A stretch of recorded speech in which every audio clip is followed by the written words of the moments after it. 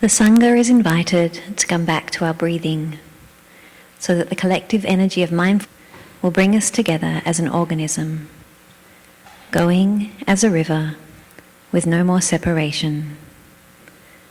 Let the whole Sangha breathe as one body, chant as one body, listen as one body, transcending the boundaries of a delusive self, liberating us from the superiority complex, the inferiority complex, and the equality complex.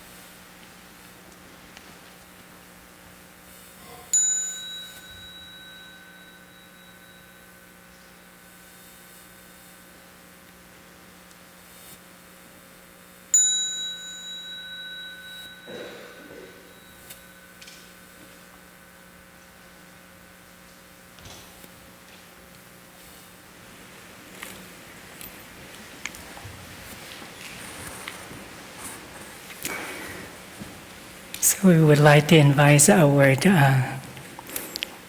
young friends to come up here to support us. We'll start with a little talk for you.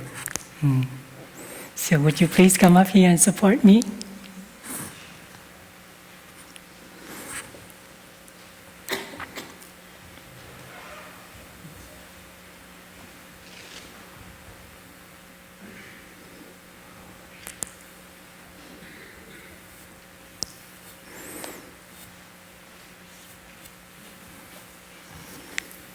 How many do we have? 1, 2, 3, 5, 8, including Brother Ha, so 9. Wonderful. Do you know each other before? Yeah? Okay. Well, I have a wonderful story to share with you today. But before we start the talk, I would like to introduce to you two of my friends today. This is Brother Alex. And this is Brother Ethan, who came from Toronto, Canada. It's a long way. So I had a chance to sit down and have tea with them yesterday and listen to their story, their journey coming to Blue Cliff. And they were driven by their cousin.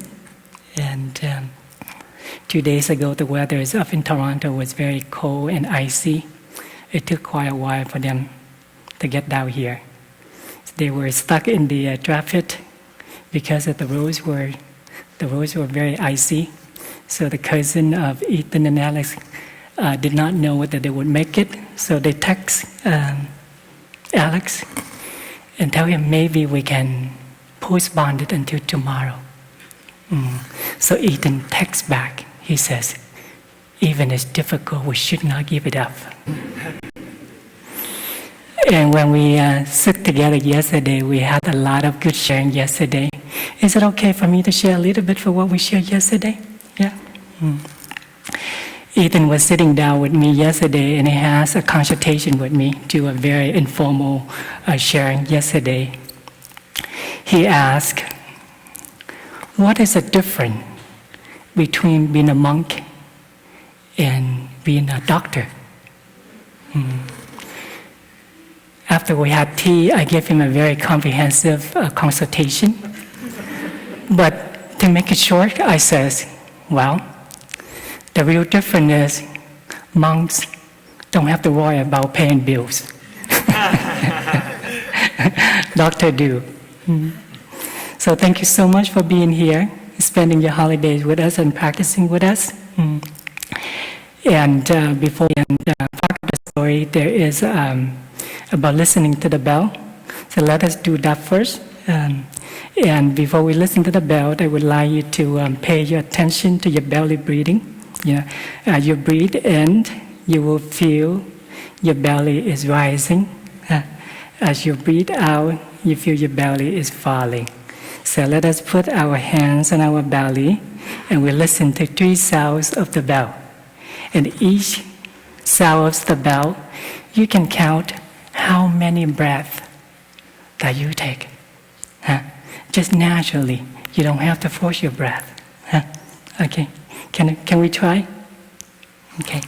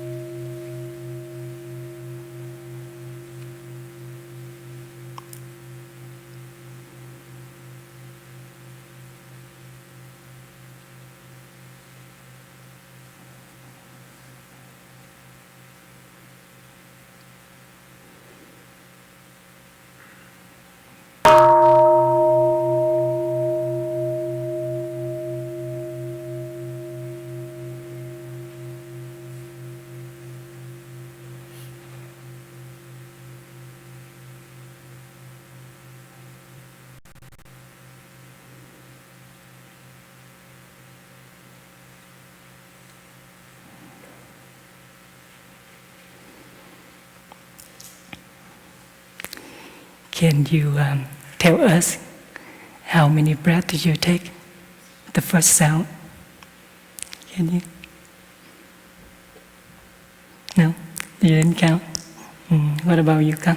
What's your name? You didn't count either. What about you? What about you, Ethan? 6. Wow. And you?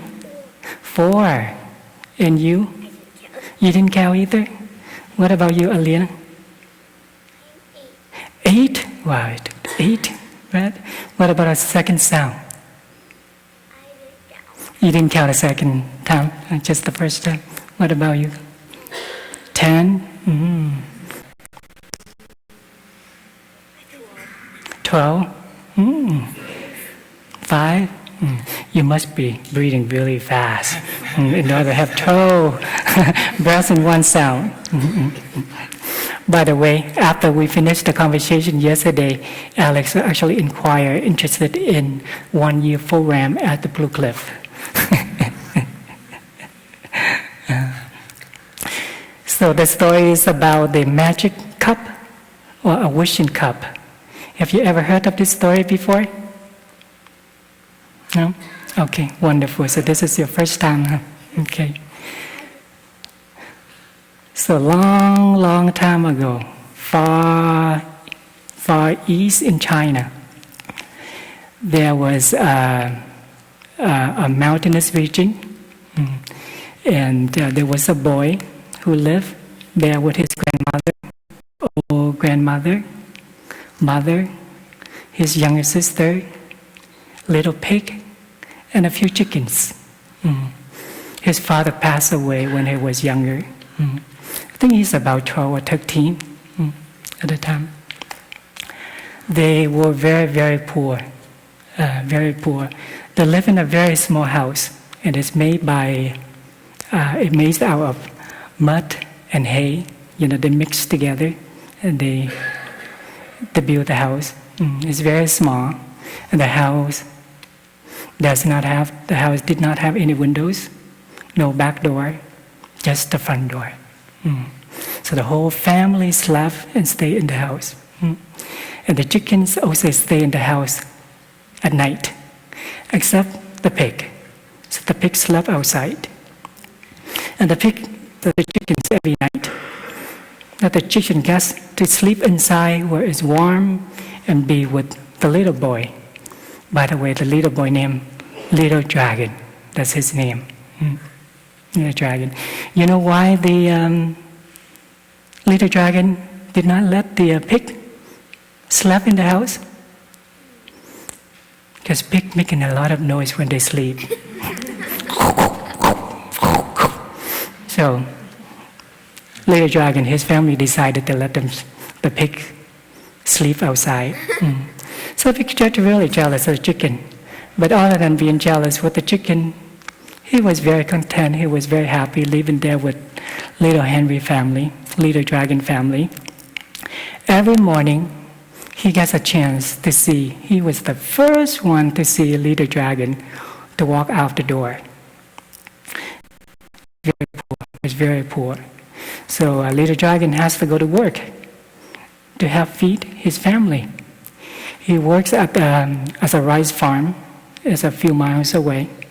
Every morning, he has to get up very early and walk there to work.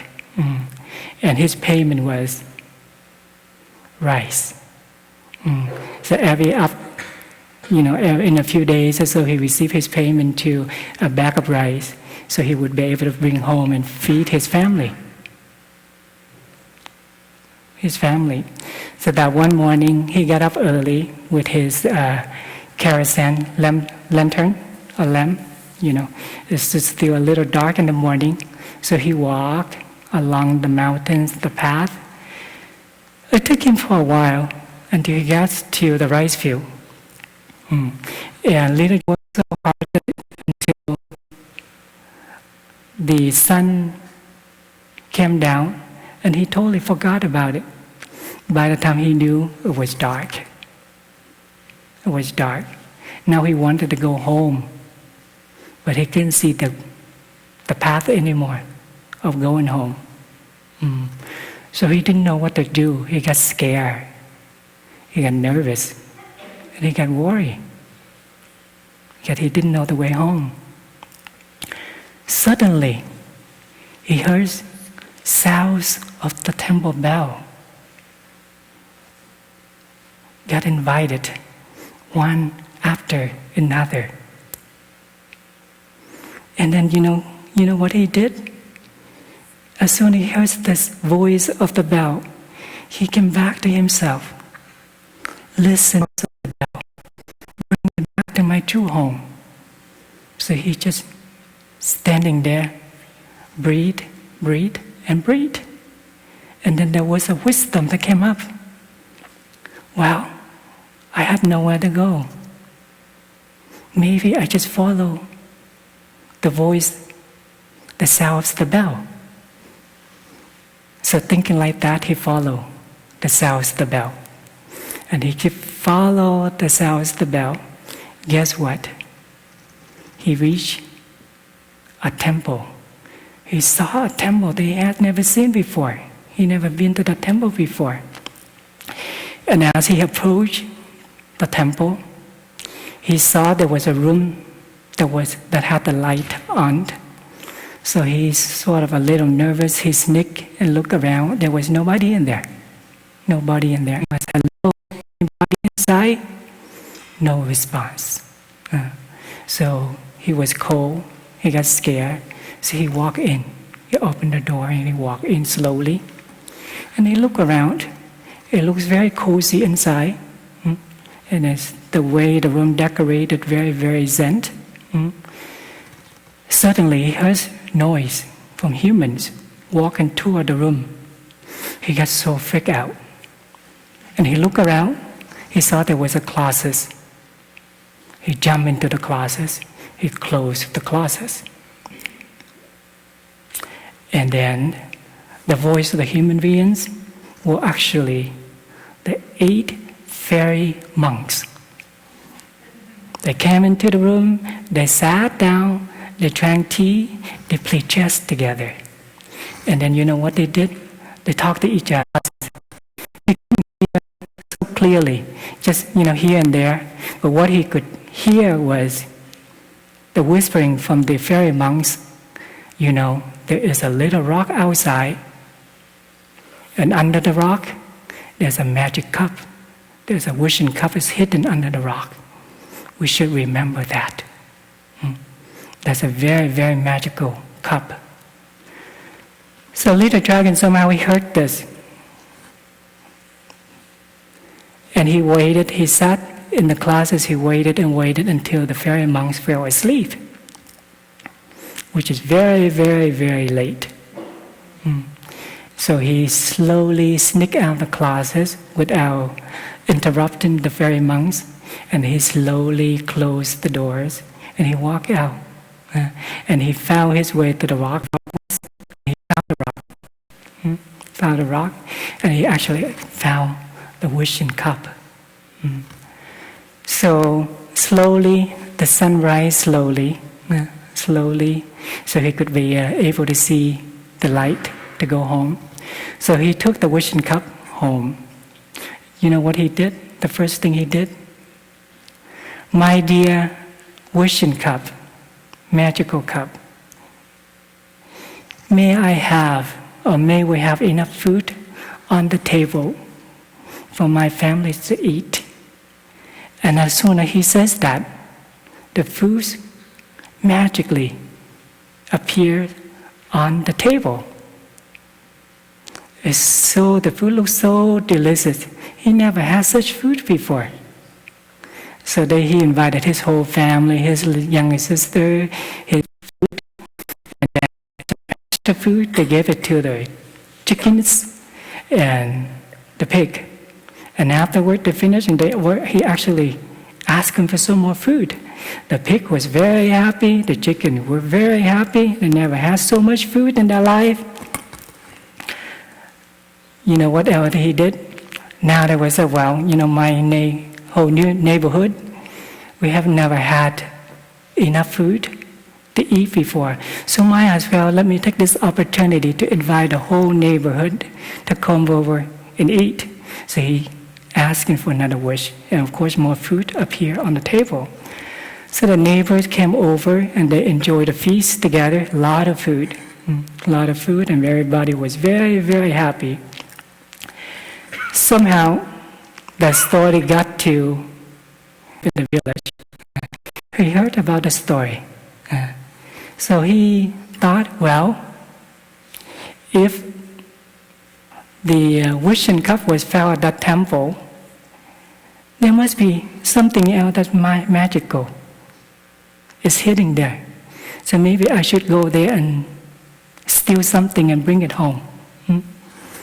So thinking like that, that night he went to the temple. This is another boy in the village. He went to the temple and he did exactly like little dragon did. He walked into the room and he sneaked into the closet and he hid himself in there. But this time, when the fairy monks came, guess what they said? I smell something in here. I smell something in there. It's mortal in here. I smell something in here. They talk to each other. And then one of them approached the closet, opened the closet, picked the nose of the little boy and pulled him out of the closet. One by one took turn to pull his nose. As one of them pulled his nose getting longer, and longer. By the 8th fairy monk pulled, his nose was so long. He was so scared. He cried. He ran home. So the story got to little dragon. Dragon heard of the story. He says, oh no, this happened because of me. Because of me. I spread the rumors. That is why my friends are into the situation like this. Maybe I should help my friends.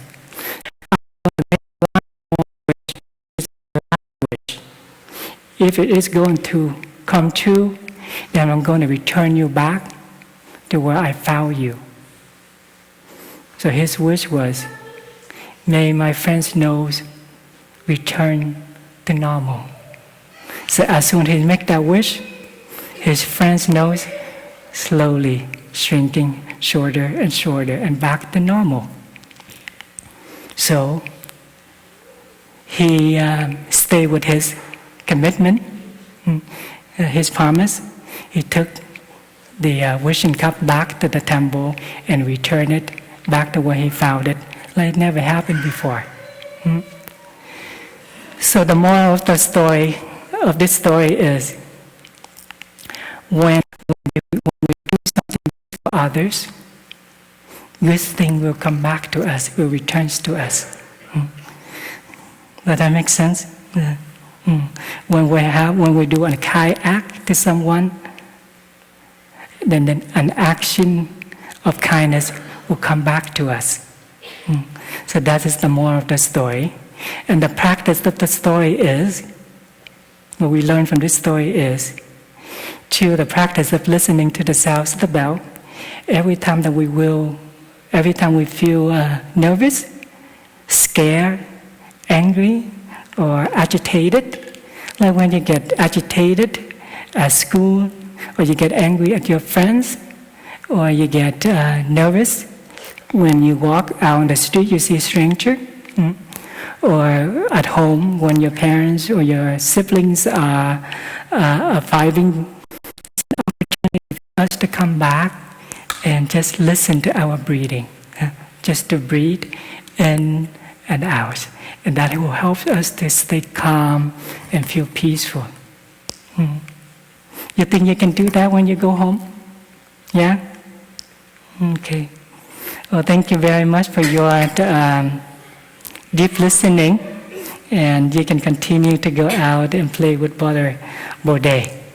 He will have a wonderful program for you for the rest of the day. Thank you very much. Let us, just the young friends, you can stand up. And when you hear one small sound, the bell,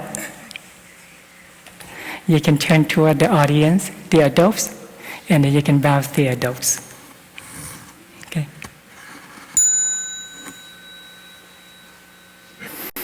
Thank you very much. Have a good day.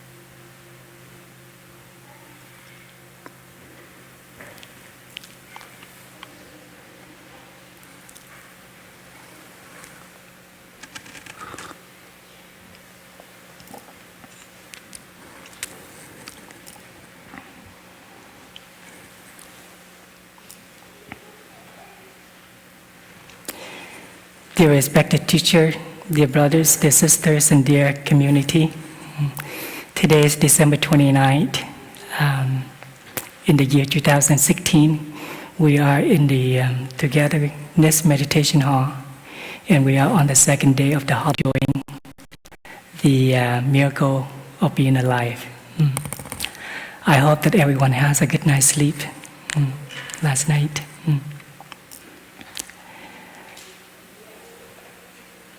It's so beautiful outside. It's actually snowing right now. It's very beautiful. And I think it's so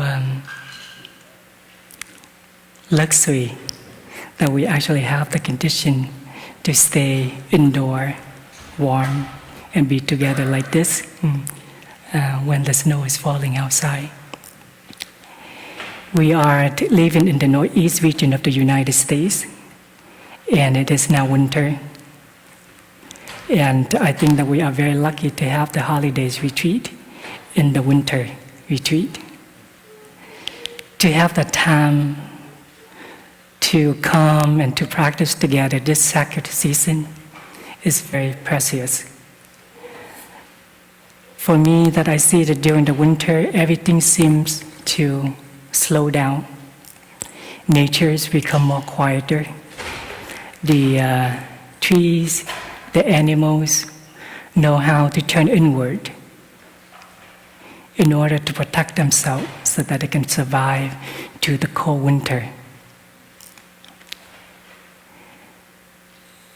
And I think this is true with us. Many of us are doing the same. We practice to come back home, to come back to our true home, so that we can take good care of ourselves. When we know how to take good care of ourselves, we will not be overwhelmed by the energy of loneliness, stress, craving, sensual desire, anger, hatred. We can still to the emotional or mental storms when they come. This is my second winter at Blue Cliff. And I see this winter is very cold. It's actually much colder than last year.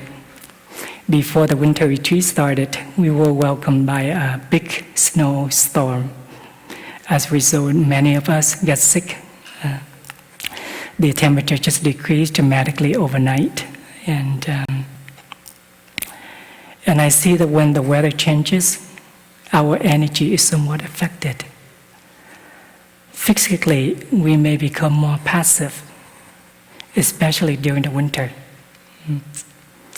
Since the day is shorter in the winter, it is outdoor we can do.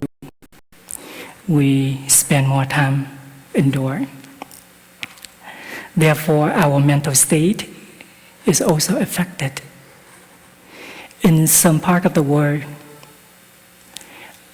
where the winter is longer and the sky is more gray, people may easily fall into the depression mode. And we know that during this time of year, there's a lot of people get depressed, one way or the other. And other than depression, stress is a huge factor in our modern time than any other times. It happens anytime, not just winter, anywhere and to anyone. As we know, stress it affects the mind.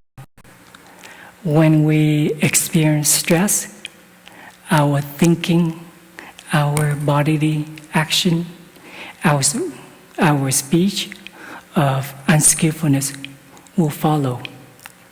And sometimes our actions may become violent because they were imposed by our afflictions, worries, and fears. As the result, our actions may break or damage the relationship with our loved ones in our family, in our community, or at our workplace. We are made of 5 aggregates, human beings: body, feelings, perception.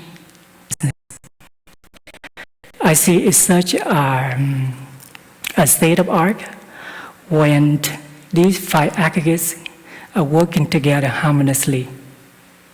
They have a harmonic symphony playing constantly, internally and externally. And of course, sometimes they get out of sync. And when they get out of sync, it's just like the piano playing out of tune. Any kind of mental illness, such as stress, depression, anger, or lacking of physical activities, can make our energy out of balance. I think to make it easier for us to understand, we can categorize the feeling, perception, mental formation, which is the mind. In Buddhism, we have learned body and mind are one. When something happens to the body, it affects the mind. And when something happens to the mind, it affects the body. So from this point of view, having a healthy mind and body is not about the absence of disease or symptoms. It is a state of optimal well-being, vitality, and wholeness. We are healthy when we are able to digest everything that we take in, absorbing what is nourishing and discarding whatever it doesn't serve us. Including physical, mental, and spiritual food. Lacking one of these foods can affect our energy as well as our whole well-being. Looking down, sitting from up here, I see there's a lot of familiar faces. So what I'm sharing with you today, it may contain some of the basic practices we can consider is a review. And so the topic for today that I'm going to share with you is keeping our energy balanced.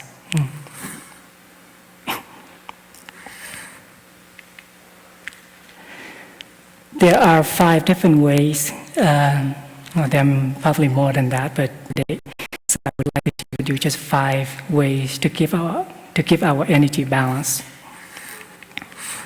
First is to cultivate a spiritual dimension. Second, practice daily meditation. Third, take time to rest well. 4 is to engage in daily exercise. Last but not least, develop a healthy eating pattern.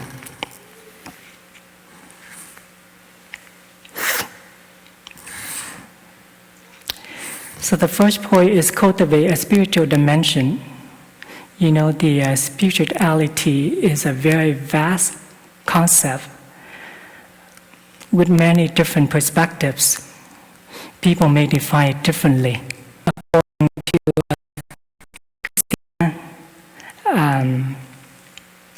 Kokowski, director of George Washington Institute for Spirituality and Health, she defines spirituality is the aspect of humanity that refers to the way individuals seek and express meaning and purpose, and the way they experience their connectedness to the moment, to self, to others, to nature, and to the significant or sacred.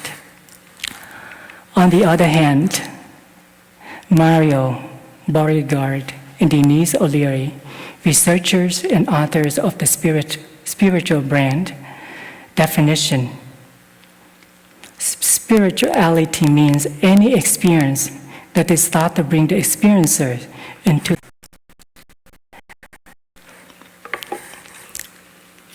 I think that so these are the definition that at least these two that I found.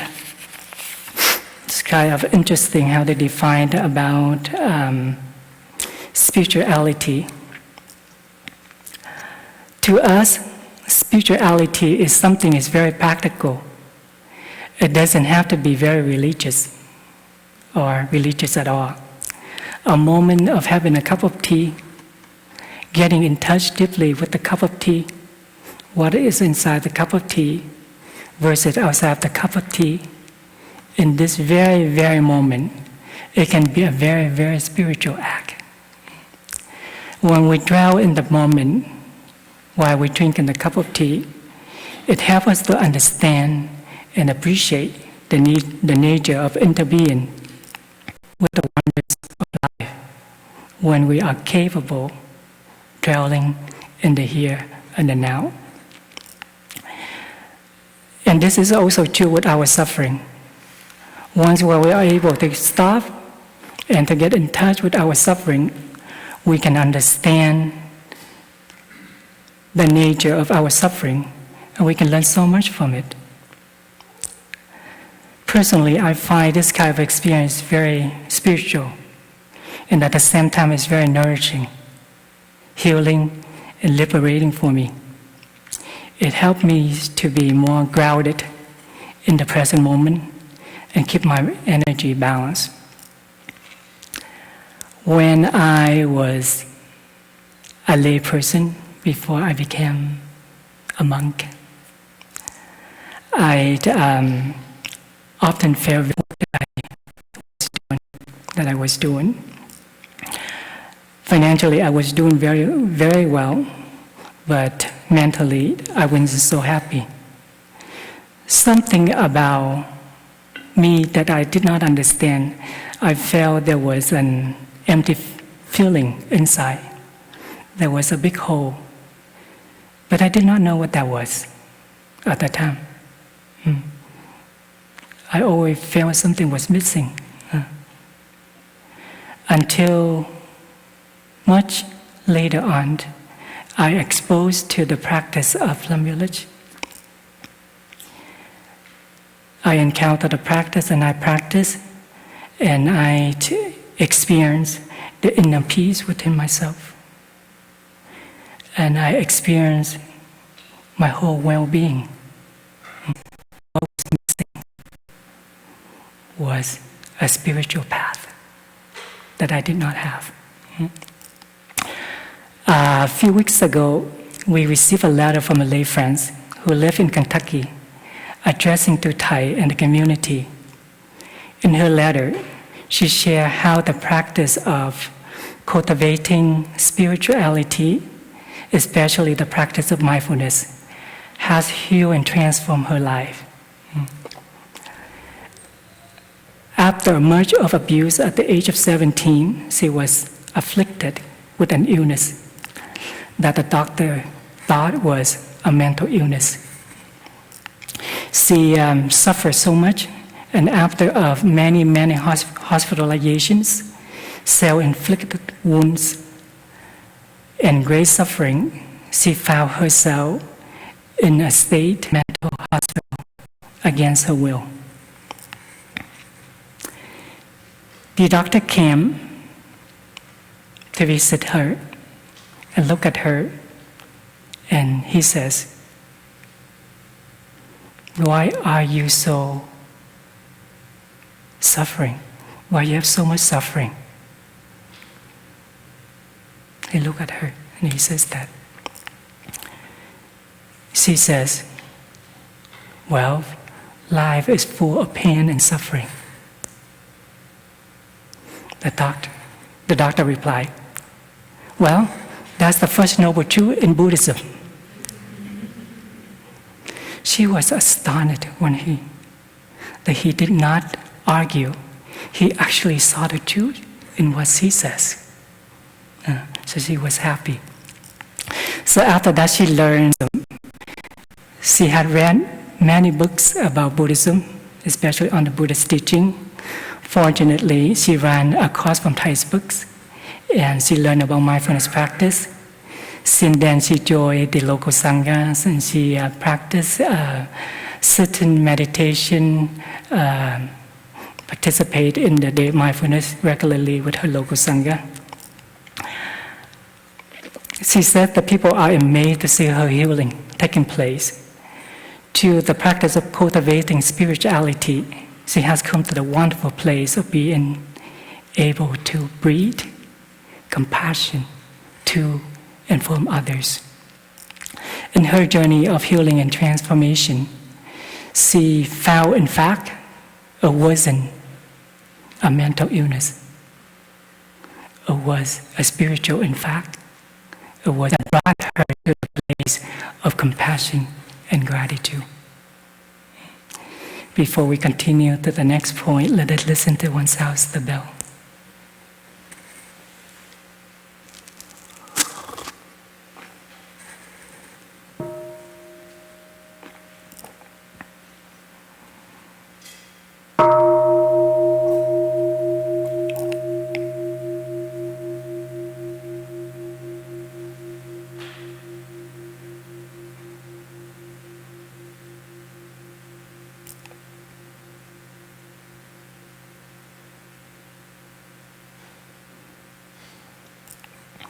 Thank you for bearing with me. I'm still getting over from my cold.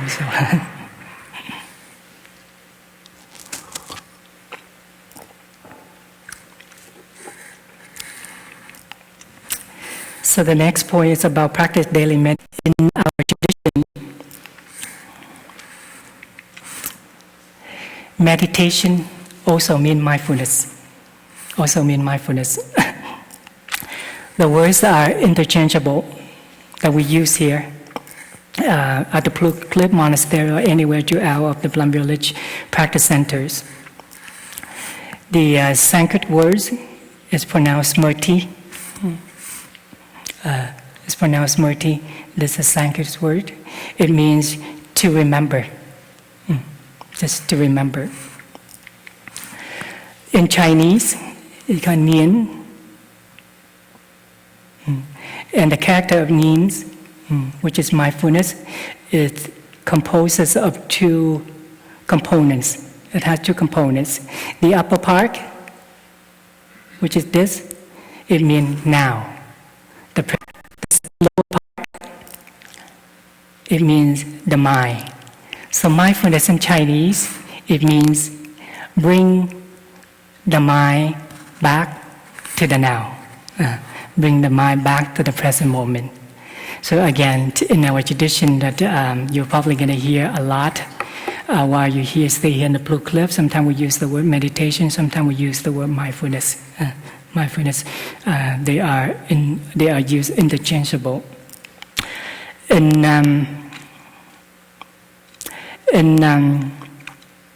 Buddhist meditation, there are two aspects of meditation. The first one is the two aspects of meditation is just like a coin with two sides. One is samatha, which just means stopping, looking deeply.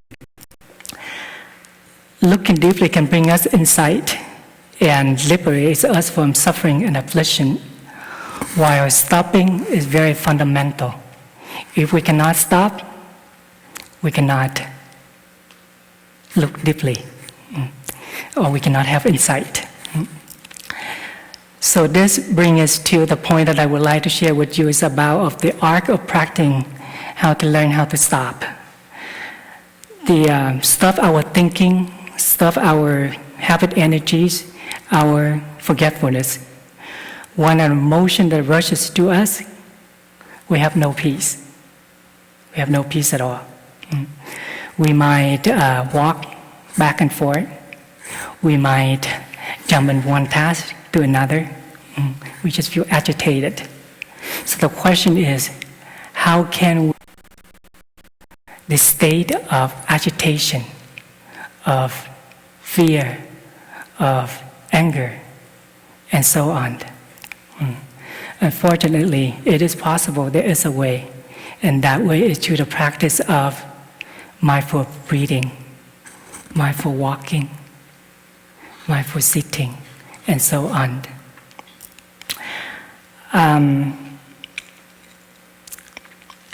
I think that we are mindful when we are able to live and touch the present moment deeply. And the fruits are always understanding, love, and acceptance.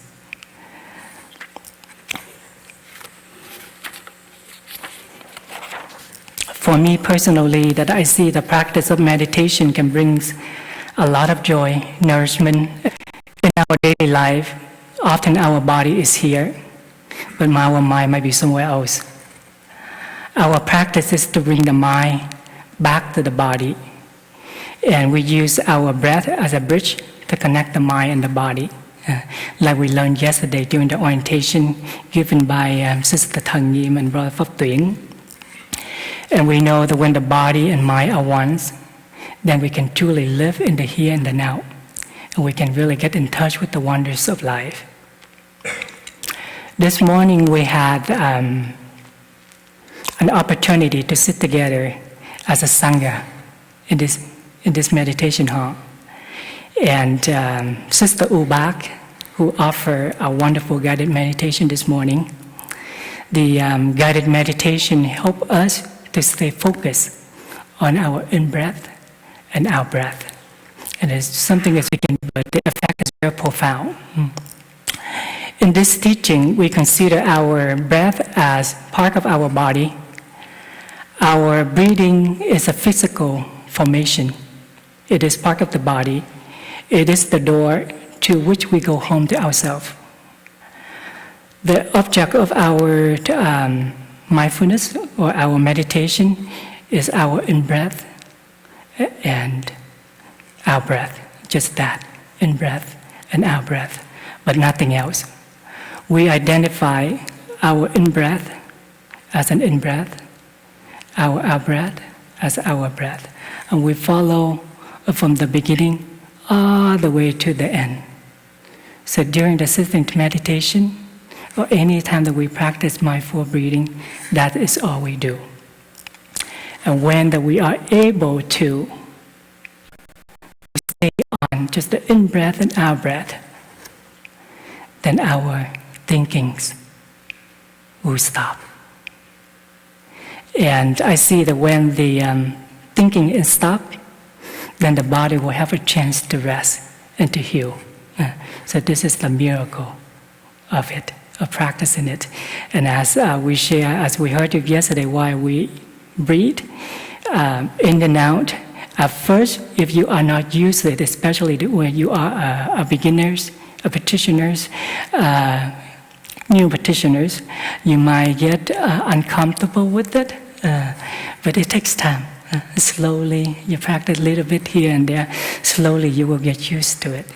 And once you get used to it, you will enjoy the breathing, because it's ingrained.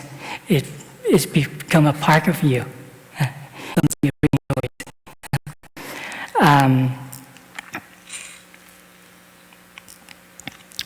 Speaking of thinking, thinking and talking can consume a lot of our energy. That is why when we think or talk a lot, we feel so tired afterward. I don't know if you ever experience yourself, or if you ever seen someone trying to catch a breath after talking so much. They look so tired, don't they? Therefore, it is wise not to get engaged in unnecessary conversation or thinking in order to save our energy. So that is what we do, the monastics. And for many years that I follow our teacher, Thai, been close to him. Before Dharma talk or before anything, he just save his energy. He just don't talk unless he has to. The most known and enjoyable form of meditation is sitting meditation. But we know meditation can be achieved in many different forms or different ways. At Plum Monastery, we practice sitting meditation, walking meditation, working meditation, eating meditation, and even hugging meditation. Personally, I enjoy different posture of meditation, whether it's sitting or walking. However, in the sitting postures, I find it's not only restful, but it's also easier for me to maintain my mindfulness. I just follow my in-breath and out-breath. And I feel very recuperating and relaxing after a session of sitting meditation. According to our community schedule, there are 2 sitting sessions a day, one in the morning and one in the afternoon or evening. I find the morning sitting is very beneficial in terms of setting the calm pace for the rest of the day. You know, if I could have a sitting session in the morning, I feel really happy. I just feel calm and peaceful, and I just set that pace for the rest of the day. Versus the evening sitting, it helps quiet the mind. Sometimes during the day, especially when I don't feel so at ease, I also try to find a time and space.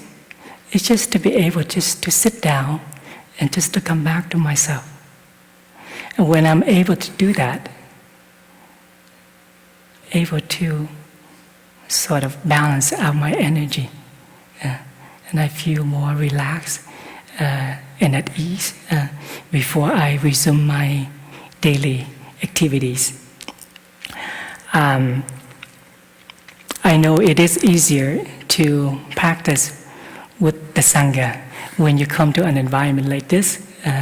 It's easier to come to a meditation hall to do a sitting meditation together, or to do a walking meditation with a group of people.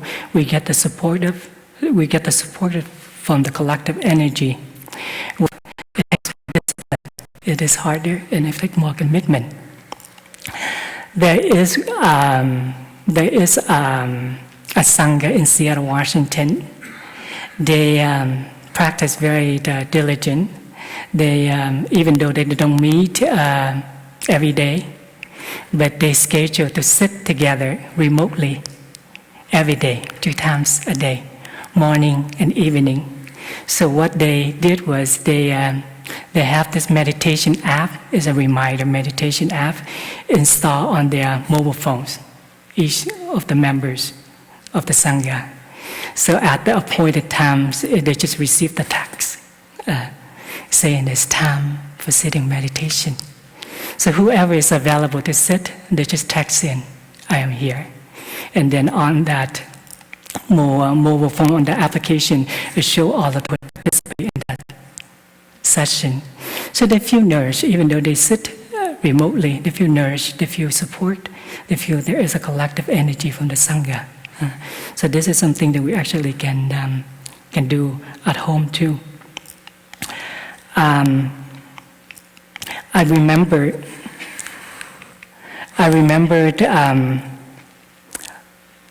there was one time Thầy says, if every day you practice walking and sitting meditation and generate the energy of mindfulness and concentration and peace, you are a cell in the body of the new Buddha. This is not a dream, but it's possible today and tomorrow. So this particular quote is one of my favorites, and I'm fortunate that I remember what he says. So the next point that I would like to share with you, which is the third point, is about taking time to rest well, or to take time to have a restful sleep. How many of us in here feel like you have had enough sleep? Can you raise your hand? So little. So I suppose many of us don't have enough sleep, or at least you don't feel like you have not had enough sleep. And what happens if you don't have enough sleep? You feel crunchy, crumbly. So, well, as we know that we heard that lack of sleep can make us feel tired. We feel sometimes, or feel sluggish. And I think it's just very noticeable when you see someone who has sleep deprived, right? You can tell from the energy right away. So what are the reasons why we're not sleeping well? Reason for not having restful sleep. There's can be many reasons, but these are a few common ones: sickness, stress, work, fear, worry, anxiety, or just habit energy.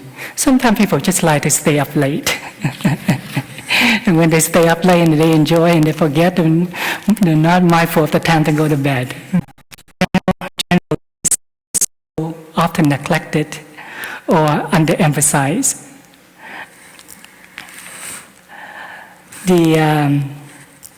When we don't have adequate sleep, over time it disrupts the body innate balance. It weakens the immune system. It creates mood swing, contributes to depression, and speed up the aging process. I think most of us, we know this very well. However, other than sleeping issue due to sickness, again, what is really holding us back from going to bed on time? It's very obvious, is our habit energy. As I shared earlier, some of us just like to stay up and enjoy a conversation, whether it's in person or over telephones, play on computers, play video game, reading books, and so on, and we're just not mindful of the times. Generally speaking, human beings need approximately 6 to 8 hours of restful sleep each night. In our monastery, the noble silence begins at 9:30 and lights out at 10 p.m. In this winter retreat, we get up at 5:30. So that means we have approximately about 7 to 8 hours. So that means the schedule is very generous, right? We have plenty of sleep. I remember there was a young boy who who came up and asked Thầy a question during a question and answer in a summer retreat in Plum Village. He asked, sometimes get up so early in the morning and they still look happy.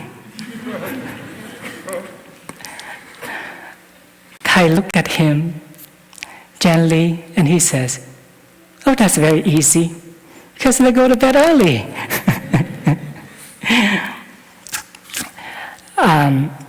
In Plum Village, we invite activity bell at 9:30 to remind the community to practice noble silence, and at 10 p.m. the lights out.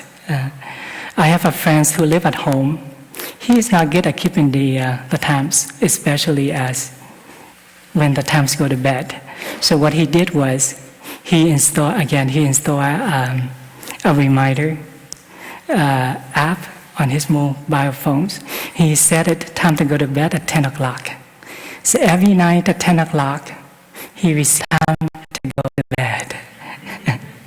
And he found this is very helpful. It's very helpful for him. As for me, I see having a restful sleep is very crucial for my health and essential for my vital energy. When I am well rested, my mind can become clear and I can approach a stressful situation more calmly. It also helps to keep my energy balanced throughout the days. So based on my practice, these are a few tips which I find very helpful in preparation for my restful sleep. First is to eat light for dinner. Second is minimize unnecessary active activities like conversation or which require thinking and talking, especially after 8 o'clock. Meditate or relax before the bedtime.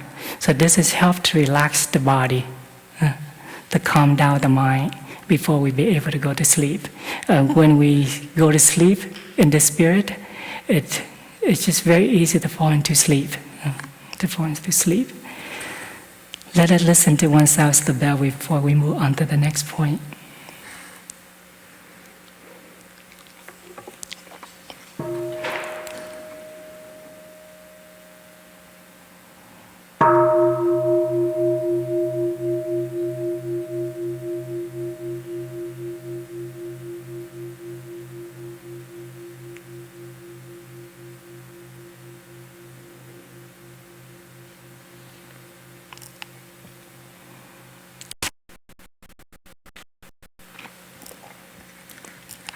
So the next point that I would like to share with you is about engaging in daily activities.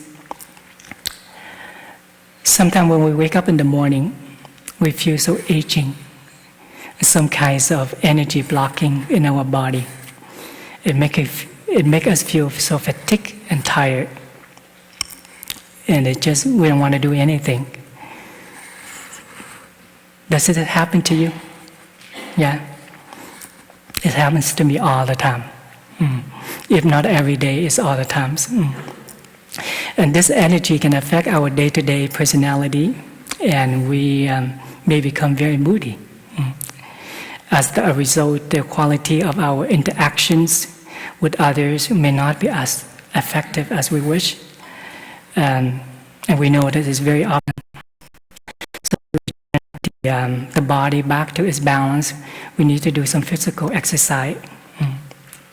How many of us in here actually exercise daily? Not that many either, huh? I saw there's quite a number of people stick exercise this morning. Yoga. How about at least 3 times a week? Wonderful. Great. More 3 times a week. That's wonderful.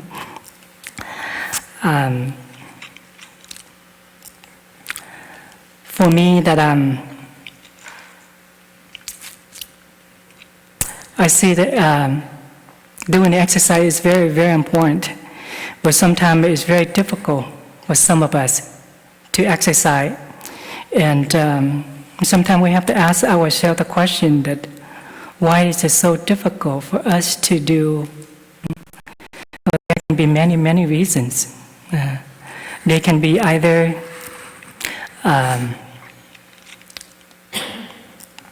they can be physical barriers. We might have some barriers in our physical body, or there can be mental barriers. Last but not least, this is my favorite, is habit energy. Habit energy. Our mind can be very tricky. It may have thousands of excuses. It may say like, oh, I don't have time to exercise. Or, I'm too tired to exercise. Or, I just want to get this done. Or, there's no place to exercise. So the mind is very tricky. It has 1,000 of excuses. According to a survey was done in 2015, which is last year, and it is a surveillance quite numbers of, I think it was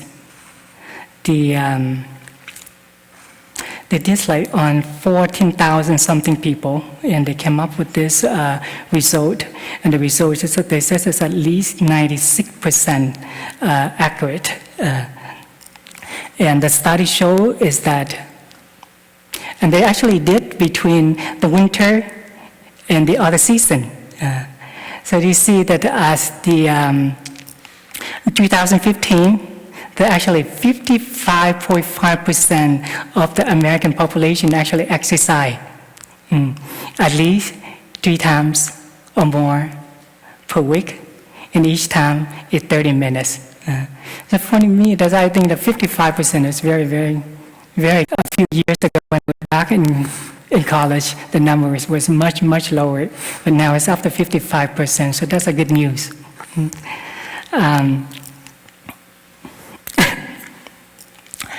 In our community, I'm very happy to see our brothers and sisters actually who are exercising regularly.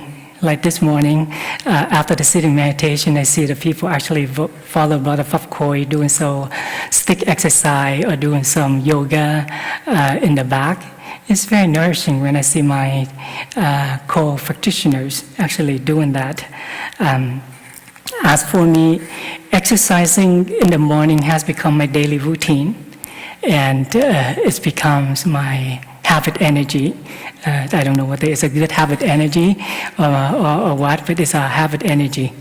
I do it every morning, and I feel after meditation, it helps me to become more energetic.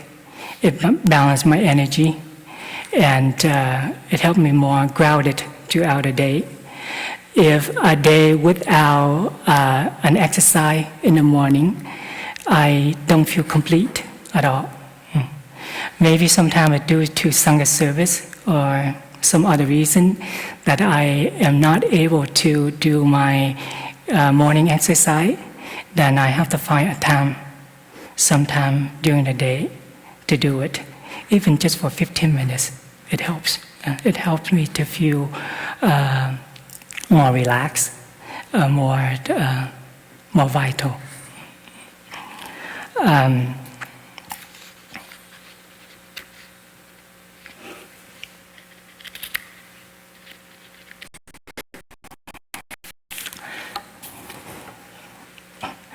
Sometimes that as I said earlier, sometimes that I feel that I miss an exercise in the morning, I can detect there's a complaint in my body. There's a complaint in my body that actually it wants some exercise done. And I see that having a regular exercise can bring much benefits to my body and mind. Once the body is relaxed, the mind can be more calmer and clearer.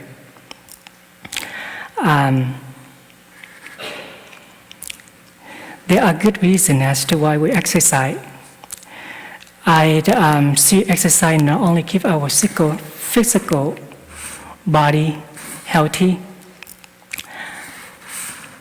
but it also helps most mental well-being, reverses the detrimental effects of stress, and lifts the depressions. to this, I don't know if these are my suggestions based on my practice, and I don't know if you find it is helpful. See if you can find an exercise that you enjoy, and you can set a time to exercise whenever that you like, that actually is workable for your schedule. You can do it at least 3 to 4 times a week for 20 to 30 minutes a day. And it may be helpful to exercise with some friends so you can get some motivation.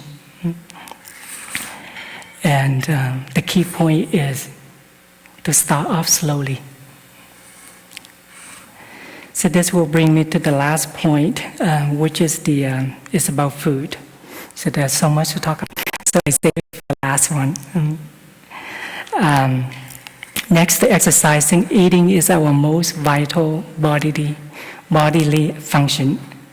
To create a healthy body and mind, our intake food must be nourishing.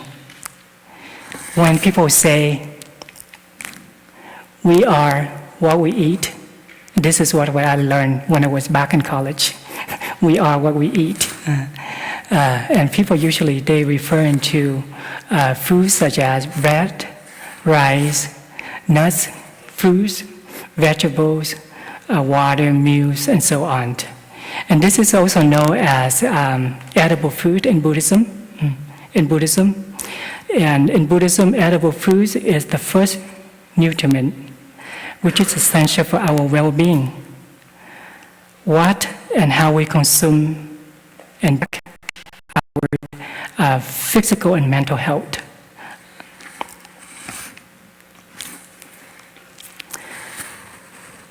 But according to Buddhism teaching or Buddhist teaching, we are more than what we eat. We are more than what we eat. Other than edible food that we just talked about, edible food, there are also the 3 other kinds of food, namely sense impression, volition, and consciousness. Sense impression is what we consume through all the senses, like our eyes, ears, nose, or body. Like when you listen to a radio or watching a TV, a commercial ad, then you're consuming what you are listening to or hearing. Volition is our idea, our inner motivations. And consciousness is everything pertaining to our actions, thinking, and speaking, as well as our knowledge, our habit energies, talents, perception of our ancestors, not only ourselves, but also many, many generations of our ancestors.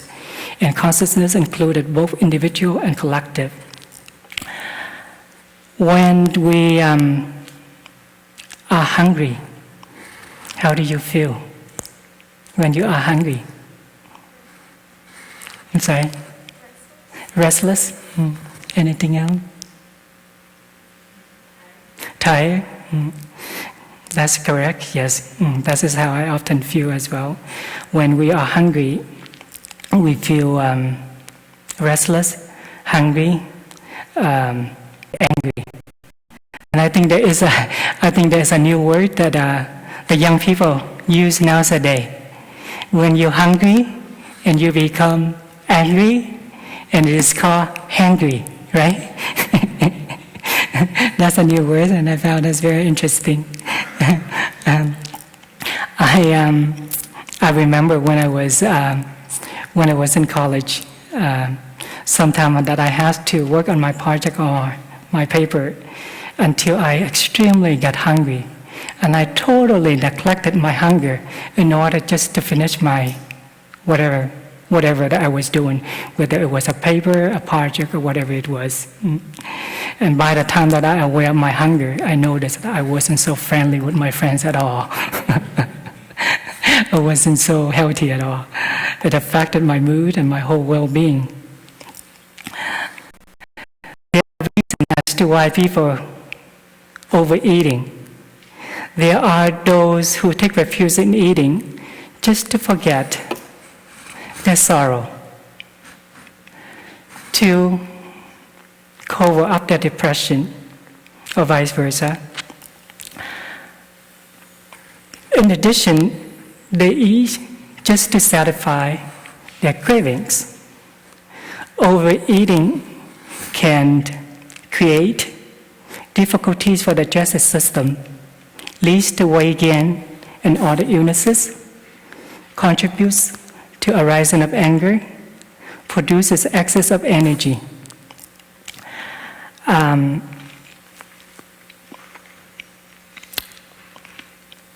I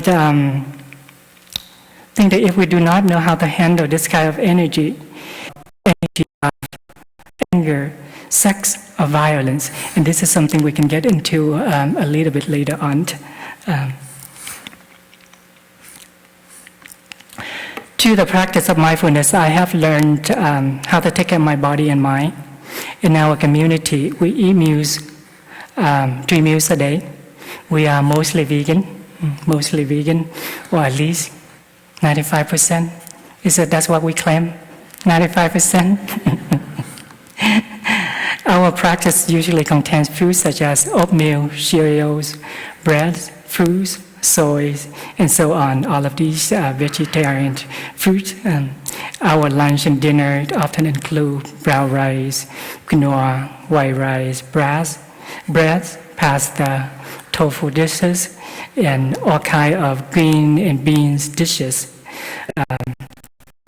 Sufficient nutrients for our bodies.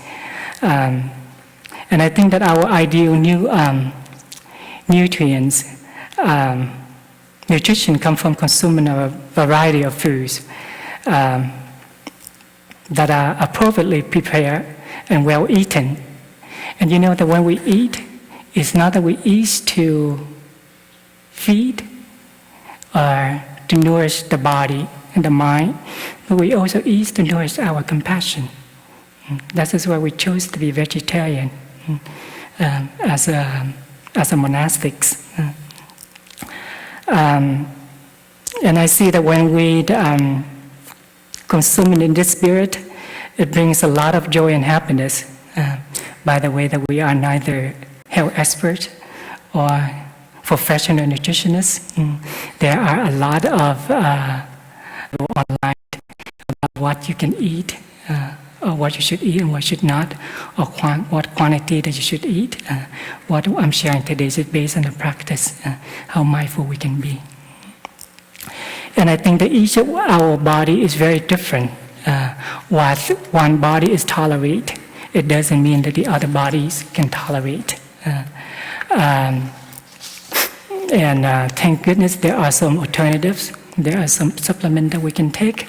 And I think that the most important part is to be aware of the body and the mind. And this is where we see the practice of mindfulness is so crucial. Which leads to the next point that I would like to share with you. In my practice, I have tried to eat my daily meals regularly, especially at the community meal times. Being present at the meal time brings. First, I see it is an opportunity to be with the community. Second, it is an opportunity to appreciate the food that I have on my plate in front of me in order to nourish my body and my mind. Third, I see it as an opportunity to practice mindfulness. In our community, we eat our meals in silence during the first 20 minutes so that we can be more aware of the food and get in touch with the food and the nature of interference as well as the community, people who are sitting around us. We are also trained to be mindful of our state of mind while we are eating. And I see that when I eat my meals at the same time, I settle into a consistent rhythm, especially my digestive system able to function in the same pattern when I eat every day, at the same time every day. To my own health, I see that having breakfast is very crucial, it's very important. I see that eating breakfast has helped me to become more energetic It gives me full of energy to attend activities without feeling hungry. And as for dinner, sometimes we eat light, and usually we just eat soup. And I noticed that when I eat light for dinner, it helps my body to work less, and I feel lighter. It is also easier for me to go to sleep at night too when I eat light. In contrast, I see that when it is harder to make mindful choices. When hunger comes, the strong force of energy may lead us, may steer us to wrap whatever is close by, whether it's chocolates, chips, or candy, or any kind of junk foods we wrap. And as a result, we know that those junk foods, it can take more calories than the regular foods that you take.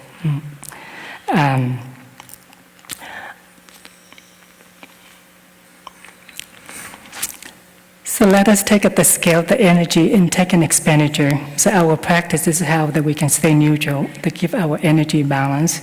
So energy, this is food, the intake. Energy out is expenditure. This is all the activities that we do. And again, our goal is to keep it balanced.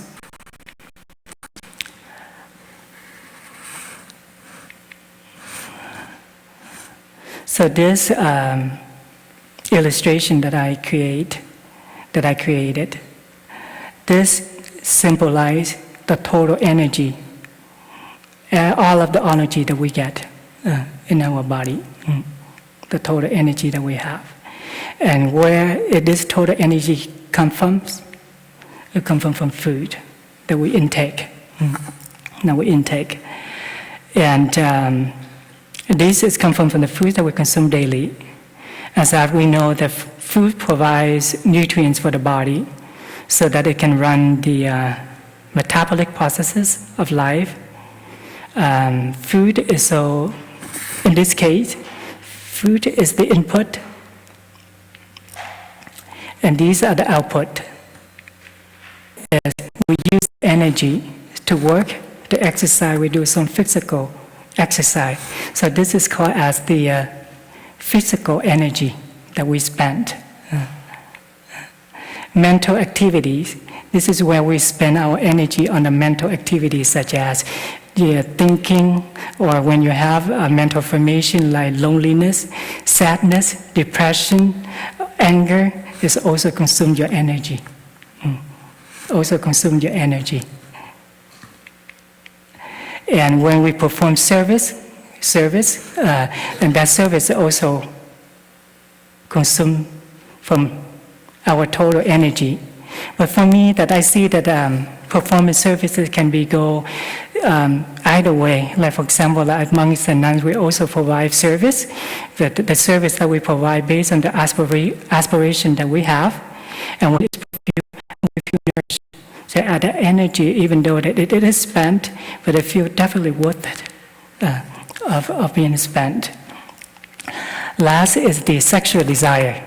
When there is a sexual energy, when you feel extra energy, that energy is overwhelming you, it's also taking a lot from your total energy. There are certain foods that we eat, especially in large quantity, that can stimulate our sexual energy. And when sexual energy arises, it's consumed whether in part or in whole of our total energy. I remember that there was one time when I was on our wake-up retreat. It was a tour, and there was a young man.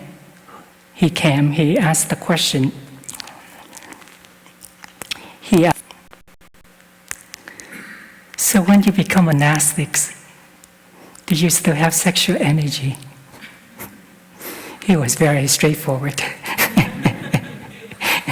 He was very straightforward. He came directly to the monks and the nuns, and especially myself, he asked the question. And I was very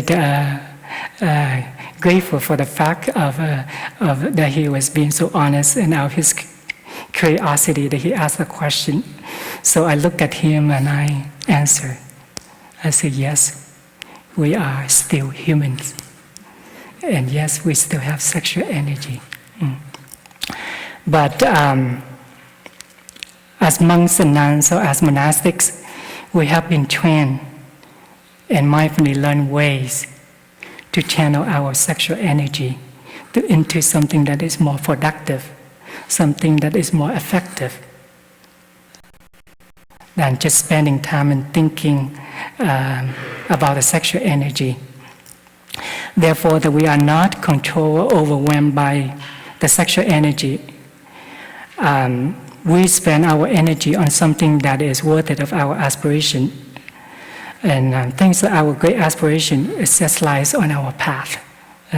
And because of that aspiration that we go for, and we be able to overcome the sexual energy. And we see lies, things that something of so meaningful, more beautiful on the path, and much more things that we would like to do than just to focus the energy on that sexual energy. There is a particular gatha that I practice, or the monastic practice, and I enjoy and I appreciate this gatha. The gatha is in Vietnamese, and I translate it for you. First, cánh cửa dục.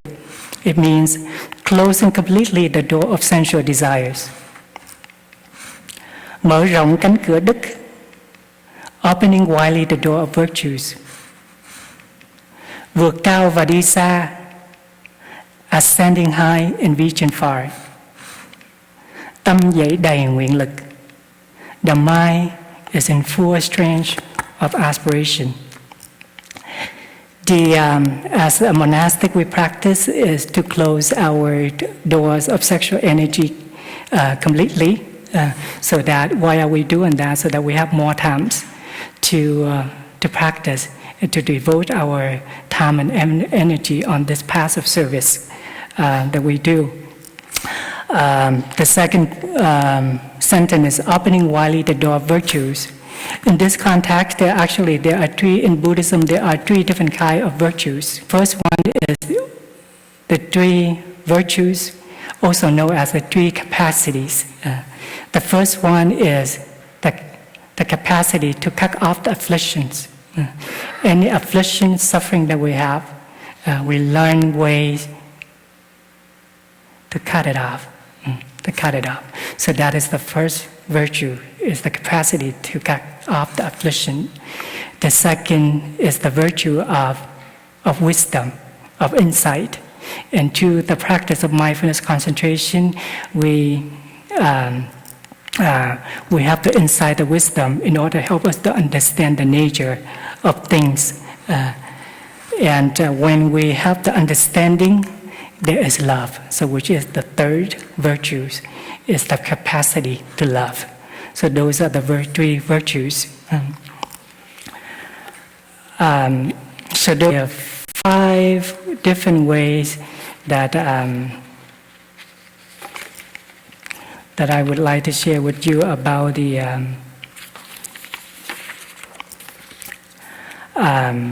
keeping our energy balance. And I think that the gatha for the sensual desire or sexual energy, this is for the monastics. You don't have to. But in this spirit, I think if the lay people practice according to the 5 mindfulness trainings, then you will experience much joy, peace, happiness, and freedom in your daily life. And according to the law of input and output, what we consume, again, which is the intake food that we take in, will be spent, which is the energy needed to spend on activities.